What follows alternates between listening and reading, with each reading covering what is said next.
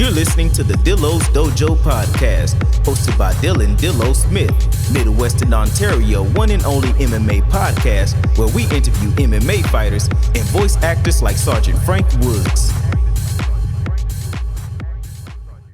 What is up, everybody? It is Dillo, and welcome to another episode of the Dillo's Dojo podcast. This is episode 43, and today we have a little bit of MMA to talk about, some Ultimate Fighter to talk about, because I've realized I've been neglecting that, and on top of that, we have a stacked UFC pay-per-view that happened this weekend that we have to talk about, as well as some pretty stacked UFC events that are in tow for the rest of the month. So we've got a lot to talk about today, and without further ado, let's just jump right into the episode, shall we?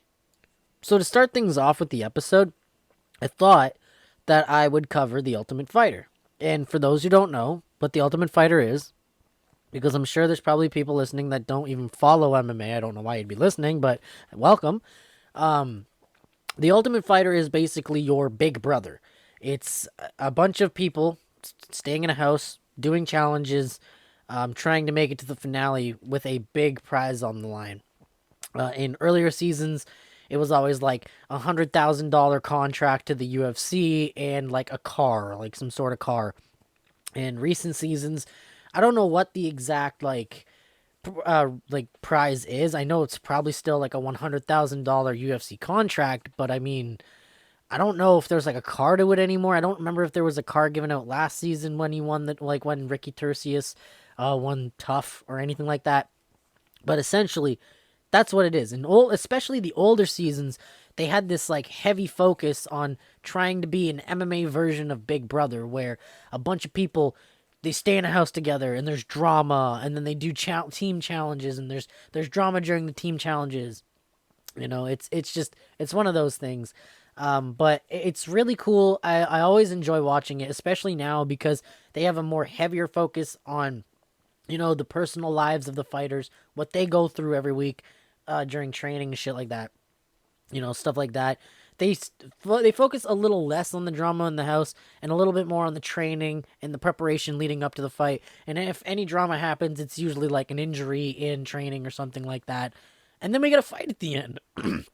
Pardon me. We get a fight at the end. So it's like, what's not to love, man? What's not to love about having a bunch of fun little side things where we get to learn about the contestants, we get to see into the contestants' lives, their training regimen, their preparation, and then at the end of it, we get a fight to treat us. And so it's a cool little aspect. But this season, we've had Juliana Pena versus Amanda Nunes as coaches, and the two divisions that we have competing are women's flyweight, which is women who are 125 pounds. And then we have the heavyweights. Obviously, we know who the heavyweights are. All the big boys that are up to 265 pounds. You know, they're the big Colossus boys, and we love them, even though they're one of the most shallowest divisions in the UFC. But everyone's here to compete for a UFC contract. And don't worry, the heavyweights aren't fighting the flyweights. There's weight classes for a reason. The flyweights are fighting each other, and the heavyweights are fighting each other. So don't worry, there's no fucking intergender fights happening. None of that. Although, I could see the fucking hilarity into it. But anyway, so we've had, so far, these are the results. We are up to episode 10 now. We're in the semifinals as well. We have 3 more bouts left, and then we can see who is going to be competing at, I believe, UFC 277 in the finale of The Ultimate Fighter Season 30. So far in the results, we've had Zach Paega defeat Niall Bartling via a dominant unanimous decision. Caitlin Neal take Helen Peralta to a deep-watered split decision win. Mo Usman completely embarrassed Mitchell Sipe via a unanimous decision. And yes, Mohammed Usman. Mo Usman is the brother of Kamaru Usman, the current welterweight champion, if you were asking. Next up is Laura Gallardo coming in as an alternate, defeating Catherine Poprocky via a majority decision, even though it was probably a unanimous decision in my head. And then we had Eduardo Perez completely make short work of 40-year-old Bobby Maximus via a round 1 TKO. And then the next two fights that I personally believe, or next three fights that I personally believe were pretty damn controversial. Juliana Miller defeating Claire Guthrie via unanimous decision, even though I think Claire Guthrie should have gotten it and it should have been a split decision. The fight was a lot closer and Claire Guthrie did a lot more damage and a lot more to win than Juliana Miller did. And then if that wasn't enough, Jordan Heiderman came in with a lucky round 3 TKO of Chandler Cole after surviving 2 rounds of onslaught, where I don't know how the judges saw the second round for him, but they did, which was weird. So Jordan Heiderman squeaks out a win and makes his move into the semifinals. And then we have Brogan Walker versus Hannah Guy. And we had that to end off the preliminaries to see who's going to make it onto the semifinals. Brogan Walker beating Hannah Guy via majority decision, a very controversial one. I thought Hannah Guy earned enough to get a third round. She lost the first round, won the second round. I think should have gone to a third round. I think Hannah Guy was in the groove of getting a unanimous decision in 3 rounds. So yet again, another fighter that was gypped out of a chance to win. However, we finally have our semifinal bouts, which are Zach Paega versus Jordan Heiderman and Muhammad Usman versus Eduardo Perez at heavyweight. And then we have Laura Gallardo versus Brogan Walker and Juliana Miller versus Caitlin Neal at flyweight. We had the first of those two, and that was Zach Paega versus Jordan Heiderman, where Zach made quick work of Jordan Heiderman, completely just clipping him in the first round, hurting Jordan a lot in the first round, and then in the second round finishing what he started, TKOing Jordan via strikes in the second round. Zach's making it onto the finale. Now he's just waiting who's going to win between Muhammad Usman and Eduardo Perez. Now, next weekend's episode, or this coming week's episode, Tuesday, is going to be Laura Gallardo versus Brogan Walker. And then obviously we'll have Muhammad Usman versus Eduardo Perez, and then Juliana Miller versus Caitlin Neal. But those are the matchups, and I cannot wait to see who's going to make it to the finale. So far, we have Zach Paega waiting for someone to fight him in the finale. I'm excited. I love The Ultimate Fighter for this reason, because there's always a huge payoff, as well as incredible fights and just drama. I love it. But anyway, let's get into the actual MMA we were going to talk about, because this is going to end up being a long episode after that ramble of The Ultimate Fighter. So, let's get into PFL 6. Yes, this is probably like their 30th event, but it's their 6th event of 2022. And we have to start off a welterweight bout between Magomed Umalatov and Jay Al-Silawi. Umalatov picks up a quick first round right hook KO, where he moves up in the welterweight rankings and moves to a crisp 12-0. And that was 3 minutes and 33 seconds. Nice 3-3-3 in the first round. Beautiful finish. And if that wasn't enough for your finish fix for PFL, Larissa Pacheco, Kayla Harrison's only tough challenge, I think, goes up against Gina Fabian and picks up the first round TKO, ground and pounds out of hell. Larissa Pacheco moves up to a 17-4, and honestly, I wouldn't be surprised if she faces Kayla Harrison in the final again.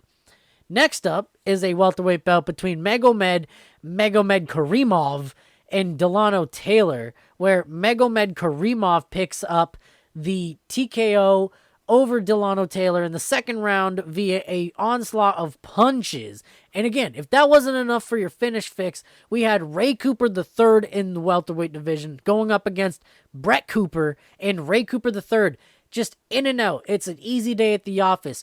A flurry of punches in 24 seconds puts Brett Cooper out and forces the stoppage. Ray Cooper picking up a quick knockout, and I believe he is on his way to the playoffs. Now, this is the upset of the night, in my opinion, because I don't think he was that heavy of a favorite, but still, Rory was a heavy favorite.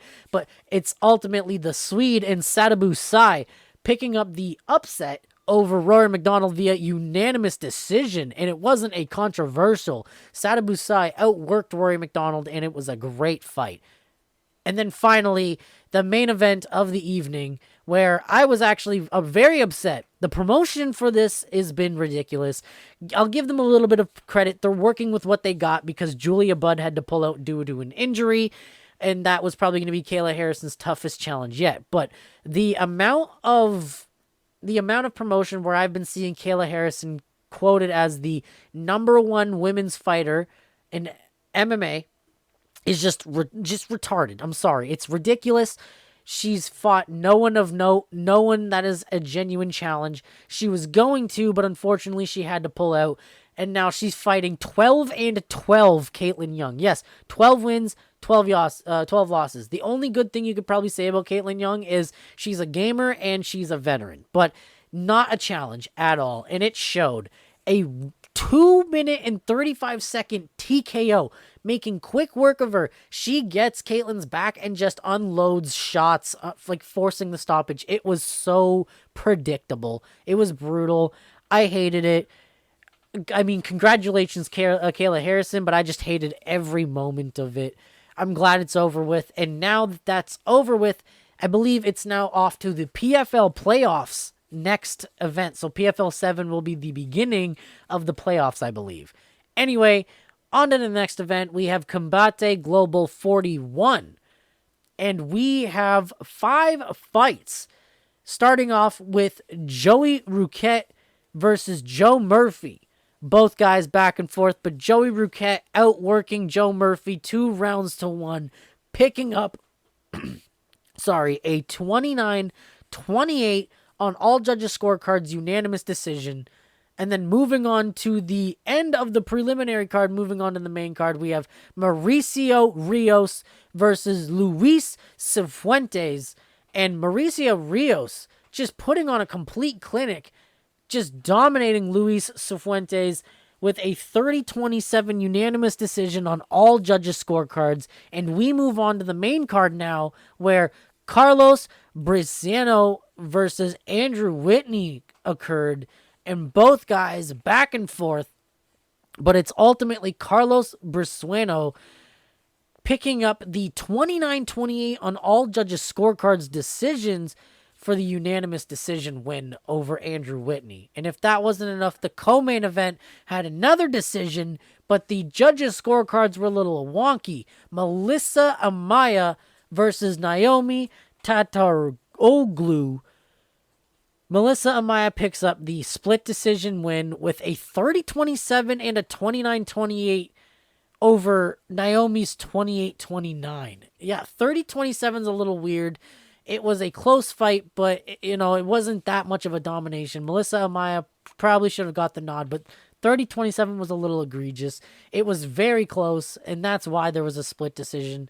But anyway, moving on to the main event, where we had Ramiro Jimenez versus Devontae Sewell.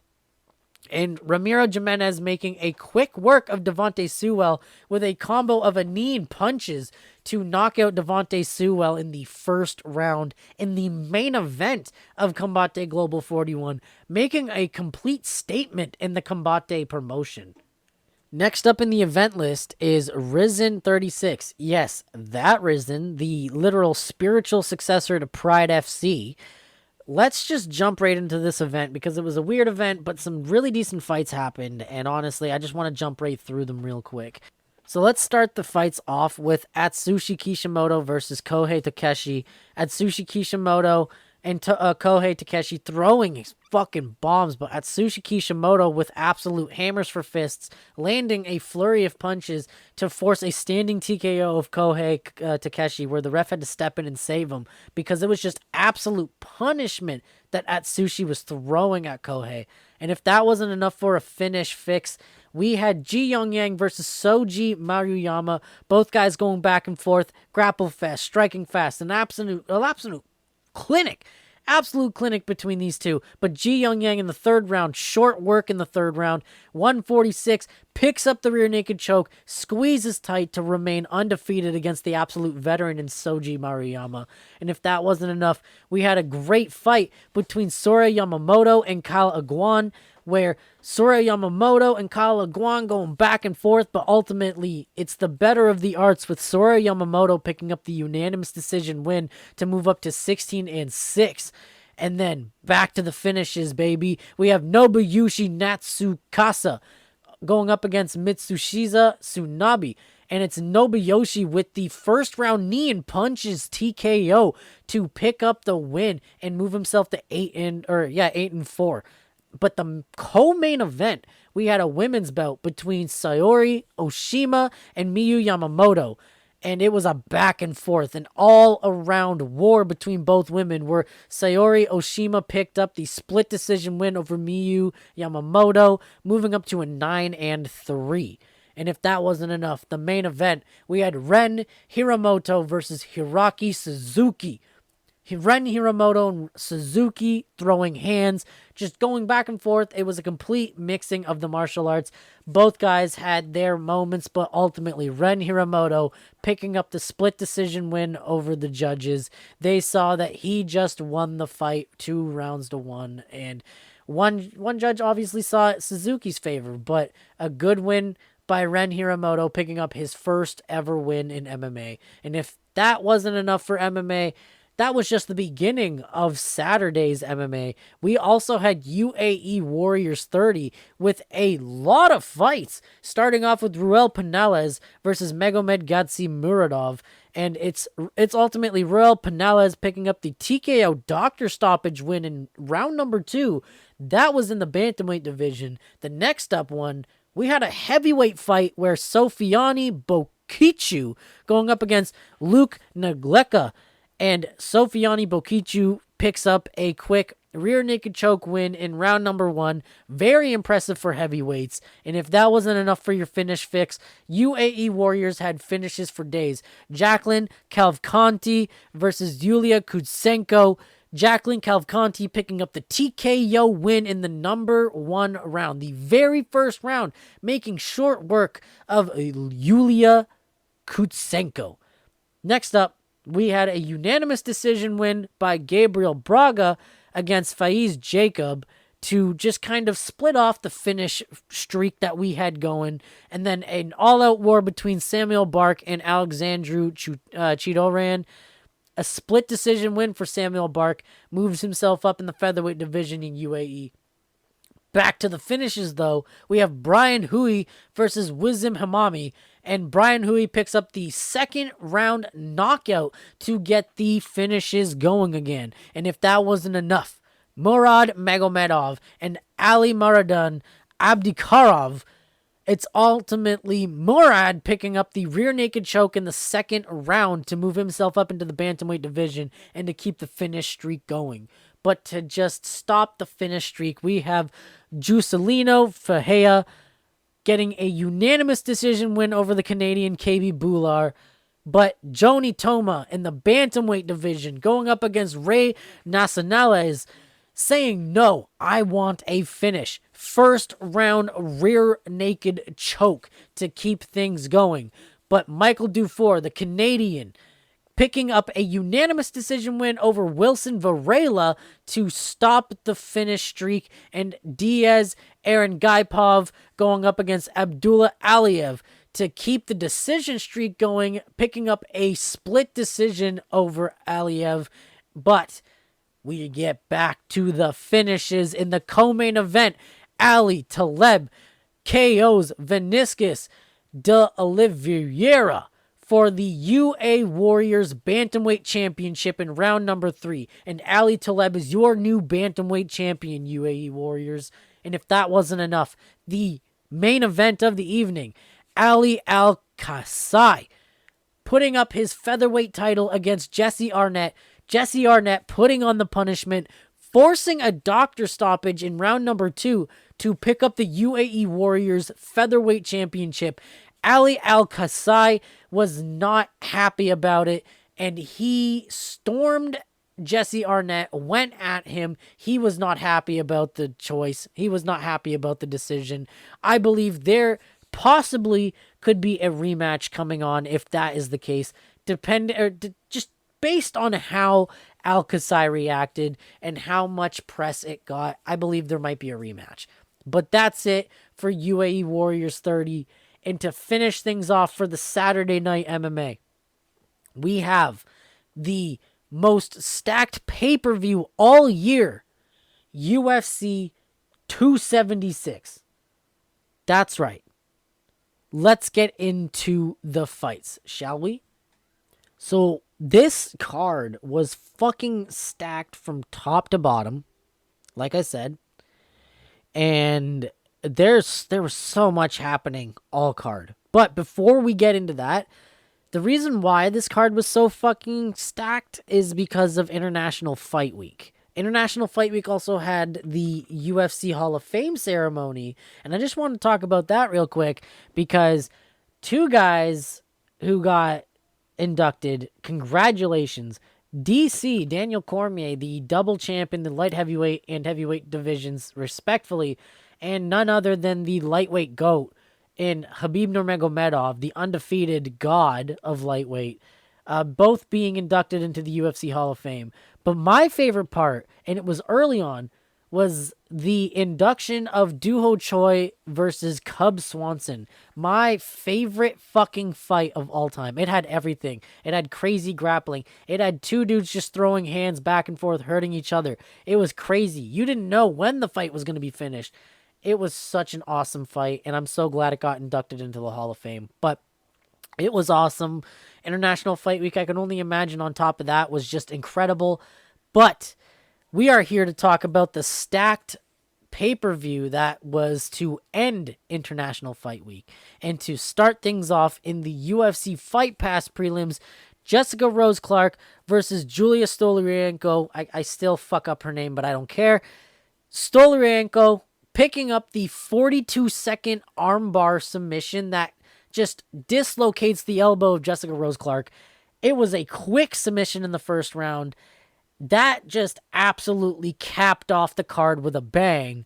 And then we had a slobber knocker, a kind of somewhat slow, but still a back and forth slobber knocker between Macy Barber and Jessica Ai, where throughout the fight, Macy Barber, showing that she was the younger and fresher fighter, just took control slowly and edged out a 29-28 decision, in my opinion. But she ended up getting a 30-27 on one judge's scorecard.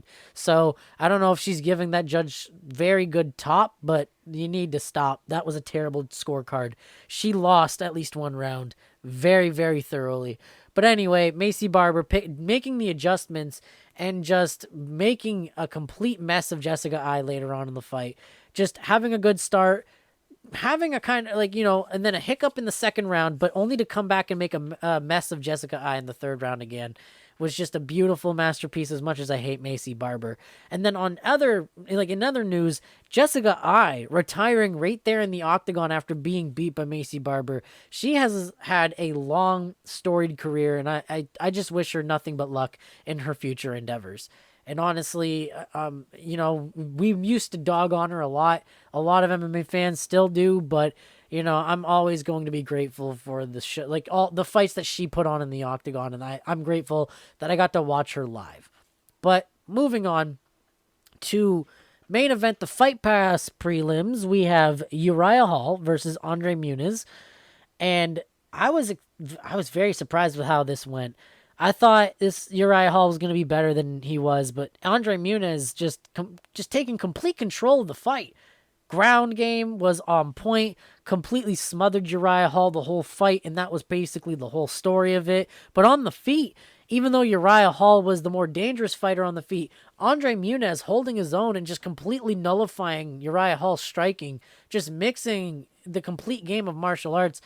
But it was ultimately Andre Muniz's grappling that made it a dominant decision win. And it was a great showing by Andre Muniz. It was just a great way to end the Fight Pass prelims. And then we moved on to probably the biggest part of the card, which was the prelims, the ABC prelims. Yes, the pay-per-view is arguably bigger, but these things aired on national fucking television in America, like a huge network. Somewhere that probably wouldn't have this type of stuff. It'd be more like boxing or something more professional in the eyes of the politicians. But we had an absolute back and forth fight between Brad Tavares and Dricus Du Plessis just to start off the fight. That is, like, the fight, like the preliminary card was incredible, but that back and forth fight between Tavares and Du Plessis was just a great way to kick things off on the ABC preliminaries. And Drissus Duplessis picking up the decision win over Brad Tavares because he just ended up having the better gas tank and the better skill set later in the fight. And then if that wasn't enough, Ian Gary and Gabe Green going at it in an absolute dogfight. But Ian Gary showing that he was just the better guy the entire fight with just on point counter striking, I have to say. As much as I hate how cringe Ian Gary is, he had on point counter striking, nullifying Gabe Green's takedowns, and just completely taking control of each situation to get a decision win over Gabe Green. But the fight next that we're going to talk about, that's the fight that I'm excited about the most, that I was excited for on the whole card. Jim Miller versus Donald Cerrone 2. This is a rematch of a fight they had way years back where Donald Cerrone picked up a submission win over Jim Miller, or I believe it was TKO actually, a second round TKO. So both guys around the same age in the same parts of their career going at it for a rematch. Both guys delivered in a back-and-forth affair where Donald Cerrone was just slamming on the feet, but Jim Miller slamming with punches of his own and mixing up the grappling, where once it got to the ground, Donald Cerrone showed his prowess in Brazilian Jiu-Jitsu because he's no slouch on the ground, but Jim Miller with the quick, I believe, rear naked choke it was, like a tight rear naked choke, that, or no, it was a guillotine or something that trapped Donald Cerrone's hand. Donald Cerrone forced to tap with just his fingers because he couldn't move his hands, and it was just a brutal way to go out. But Donald Cerrone putting his hat and his gloves down in the octagon, retiring and putting an end to his career. I may have my differences with Donald Cerrone because he's been outed to be a racist, apparently, and has been outed to just openly say the N-word to black fighters and stuff, but I gotta thank him for the absolute barn burners he's put on in the years that I've been watching the sport, and I'm so grateful that I got to watch him and watch him do his thing in the time that I've been a fan. And honestly, congrats to Jim Miller because this fight was an unofficial title fight. It was the title of most UFC wins, and Jim Miller won that fight. Donald Cerrone finally retiring. Jim Miller breaking the record for most UFC wins. Just what a fucking fight on the preliminary card. What a fight to show on ABC. And if that wasn't enough, we had a lightning fast finish. Jalen Turner, mounted guillotine of Brad Riddell. 45 seconds in the first round, forcing Brad Riddell to tap. Brad Riddell's a ranked lightweight, and Jalen Turner made quick work of him. Jalen Turner's going to be a problem at this stacked division of lightweight. I cannot wait to see what's next. But that's not all for fights, because we have a lot of fights to cover. We have an entire main card and some controversy. Let's jump right into that. Boy, oh boy, this card delivered. On paper, it looked fucking stacked. Let's be real. It looked stacked as hell, but on broadcast, it was stacked. To start off the night, we had Pedro Munoz versus Sean O'Malley, and it was a really decent fight until it ended in controversy. So let's just jump right into that. Pedro Munoz in the first round, he's definitely the shorter guy because I believe Sean O'Malley's 6'1", 6 foot, and Pedro Munoz is 5'6". Pedro Munoz coming in, just smacking Sean O'Malley with leg kicks. Like, these leg kicks are wobbling Sean O'Malley's legs slightly, like rippling the legs. And it's clear these leg kicks are hurting him because Sean O'Malley went from being incredibly bouncy to a little less bouncy and a little more stagnant in his stances. And as he's moving, he was still moving, but just not bouncing and not as quick. And it was clear that the leg kicks were doing something. But halfway through, I believe near the end of round one, Sean O'Malley started to kind of catch on, started to kind of catch the leg kicks, kind of block them. And Sean O'Malley started to kind of land a couple punches and kind of catch his tempo. I thought, 10-9 Pedro Munoz going into round number one. Sean O'Malley comes out a little bit more aggressive now. He's throwing shots, throwing combos. Pedro Munoz kind of returns. He's like, all right, I'm going to be more aggressive too. He's smacking more leg kicks, half of them going through, half of them being checked or blocked. But Sean O'Malley just on the back foot, landing counter shots, trying to keep Pedro Munoz away. And at one point, Pedro Munoz is coming in with a flurry of punches. Sean O'Malley pushes him away with his hands kind of raised, his fingers raised. But in the moment of raising his fingers as he's pushing him away with the flat hand, he catches Pedro Munoz's eye. And I guess it was bad enough where it scratched the cornea, and Pedro Munoz had to stop. The doctor came in. Pedro Munoz is telling him, hey, like, this is the second time he's done it. I can't see out of my eye. The doctor gives him a little bit, and then finally the doctor waves it off. And it was clear that, it was really clear that Pedro Munoz was going for the disqualification, but because the ref looked back at the replay and saw it just barely scratched the cornea, probably still did enough damage, but because it was unintentional, it was very clear that Sean O'Malley had his fingers upward, and it was legal. It was an unintentional foul, and they ruled it a no contest, so it ended up being a draw. Sean O'Malley, even though I was on his side for a bit, still came out looking like a complete douchebag, saying that Pedro wanted to quit. He was looking to quit. He was looking for excuses to quit because he was winning the fight, and that he's 16-0. Completely ignores that Cheeto fucking big brothered him and elbowed him into oblivion. But hey, let's not bring that up. But the thing that pisses me off the most about Sean O'Malley is that stupid basketball celebration. It's like something a fucking 14-year-old would do. And just the way he acts, it's literally like he's a 14-year-old that just started smoking weed, listening to Wiz Khalifa, but now he's got adult money. And it's so annoying, man. But hey, he got himself a no contest. I'm sure he's probably going to move on to a different ranked contender now. But it just kind of shows that he's okay. He's meh against ranked contenders. And honestly, if he continues to fight the way he does, he's just going to be exposed, man. He needs to improve and start checking leg kicks earlier, start preparing for leg kicks, because his biggest target is those chicken legs, man. But anyway, next fight of the night, Robbie Lawler versus Bryan Barberena. I said it on paper, this fight was a fucking slobber knocker, and on broadcast, it was a slobber knocker. Both guys throwing back and forth, hitting each other with just power shots, clipping each other with shots that were wobbling each other, hurting each other. Bryan Barberena getting the most of the punishment by Robbie Lawler.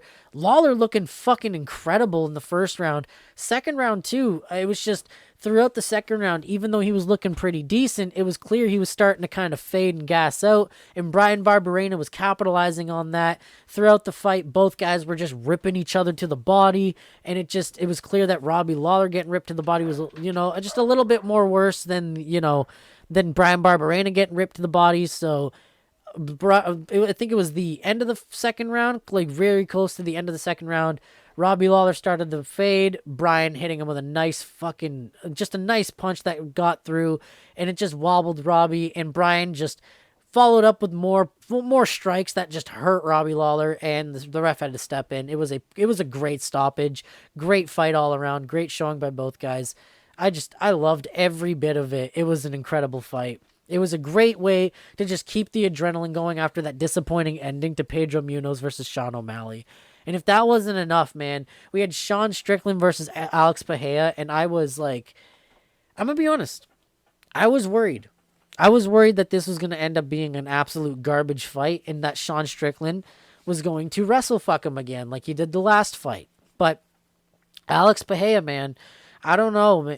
He's a problem. He stopped a couple takedown attempts against the cage, and just Sean Strickland, I don't know what his game plan was, but walking towards a world-class kickboxer with his hands down and his chin up, it's like, what the fuck are you doing? But okay, it paid off for Alex Pereira picking up a beautiful left hook knockout that just sent sent Strickland rolling back and frogging up. He was out cold, man. He was hurt.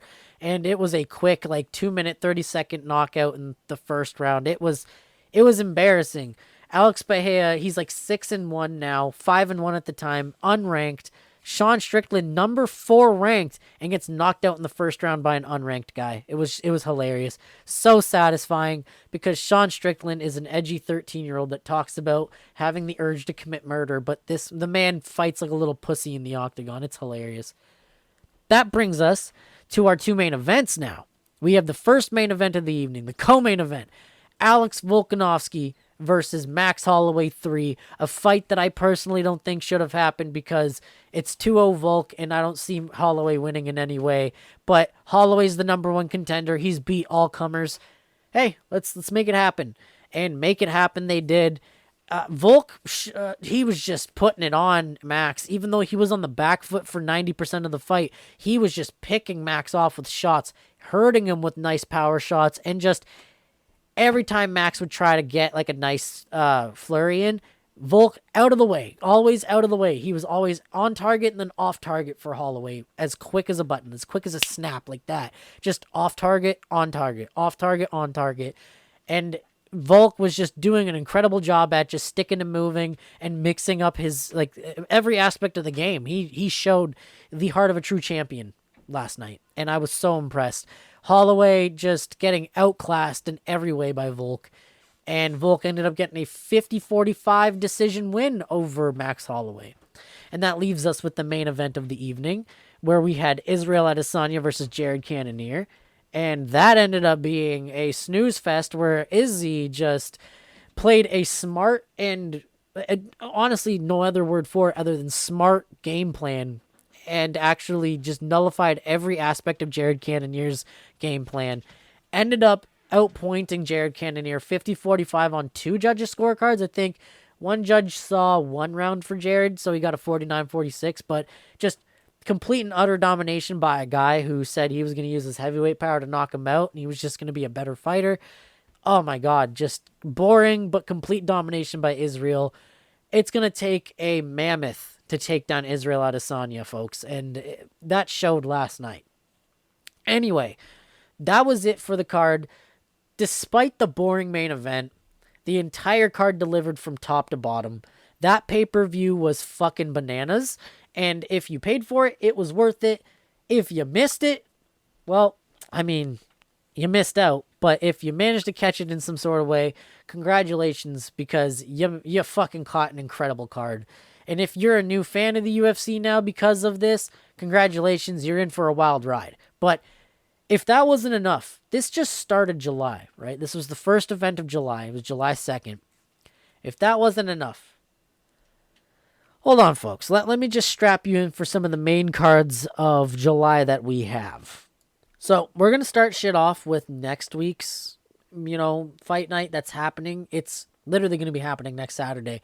Rafael Dos Anjos versus Rafael Fisiev. It is the battle of the Rafaels. Who's the better Rafael? And this was supposed to happen, I want to say, a couple months ago. And I believe Fisiev had to pull out due to COVID. It was a COVID pullout. And, I mean, I'm glad that he's better now. We're getting it. And we're getting a pretty decent main card at it. To start things off, we have Michael Johnson versus Jamie Malarkey. And then next up, we have Jared Vanderaa versus Chase Sherman. On top of that, we have Jamie Pickett versus Dennis Tululin. Douglas Silva de Andrade versus Saeed Nurmagomedov.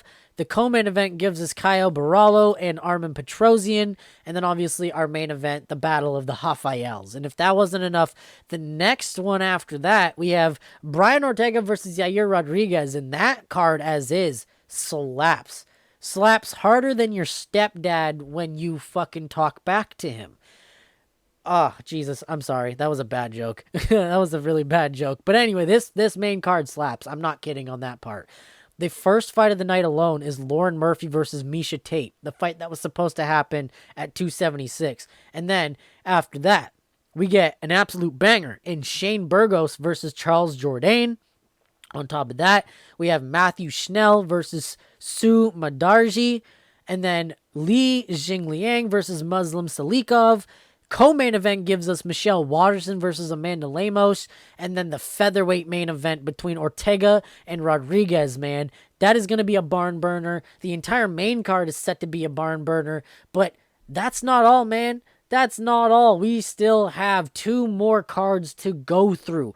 The next one is, I believe, UFC London, or it's somewhere in the United Kingdom. I can't remember if it's Liverpool or if it's London, but we have Paul Craig versus Volkan Ozdemir, Molly McCann versus Hannah Goldie, Nikita Krylov versus Alexander Gustafsson, Paddy Pimblett versus Jordan Leavitt, Jack Hermanson versus Darren Till, and finally, Curtis Blades versus Tom Aspinall in the main event. That is coming to you on July 23rd in like London or Liverpool. It's one of the UK cities. And then if that wasn't enough, we have UFC 277. Not only are we going to be seeing who's going to be the Ultimate Fighter, but we have Magomed Ankalaev and Anthony Smith, Derek Lewis and Sergey Pavlovich, Brandon Moreno and Kai Kara France for the interim title. And then the main event, the coaches square off. Juliana Pena and Amanda Nunes for the women's bantamweight title. This entire month is going to be a fucking month of barn burners. All cards that are worth watching. If you're a UFC fan, even in the slightest, you do not want to miss a single one of these cards. All of the fights on these cards have every chance to deliver incredibly. So don't miss them, man. I'm excited for them. I'm excited specifically for the, not the next week's one, but I believe it's the Brian Ortega one. The Ortega one I'm mostly excited for. Like, that main card is fucking bonkers for a fight night, and I'm excited. But, like, that's what I mean, man. That's what I mean by July is going to be an incredible month for UFC fans. And then on top of that, if you're a huge MMA fan, you get that, Bellator, all the regional MMA you ever want. It's going to be just, a MMA fan's wet dream. July is going to be a great month for fights. I can't wait. But anyway, that was it for this episode. I hope you guys enjoyed the episode. I hope you guys enjoyed the fights. You know, that pay-per-view was bonkers. But anyway, that's it. I will see you guys in the next episode. Another thing, I hope you guys enjoyed the rest of your work week. Anyway, guys, check me out on YouTube. You can check these out on YouTube as well from the channel in the description below. I will see you guys in the next episode. Peace out, guys. You've been listening to the Dillo's Dojo podcast. Keep in touch with Dillo on his social media at Dillo Ross on Twitter and Dillo Ross on Instagram.